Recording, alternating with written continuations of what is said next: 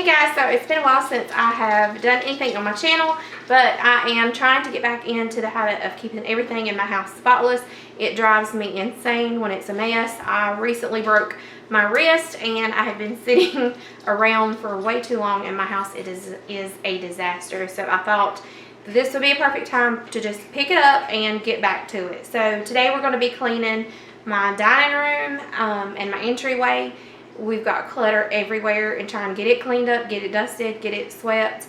And just stay tuned because, like I said, my house is a disaster. So I'm going to be doing a lot of different cleaning videos to try and get it straightened up. So let's get started on this mess. But before we do, let me show you how much of a mess it is. So this is my table. It's a disaster. I did get some of my fall decorations out, but it needs to be dusted. I've got all of this stuff in the corner that I need to get rid of. My piano is a mess, and I've got all of this stuff that I need to haul off to donate. There's my kitchen. It is a disaster. So I need to get all of this stuff hauled off to donate. I need to get my artwork hung back up. I had dusted all the walls and cleaned all the walls, and then I fell. So I'm going to have to go back again and dust all the walls and then get all of my artwork hung back up. So we have got a lot to do. Let's go ahead and get started.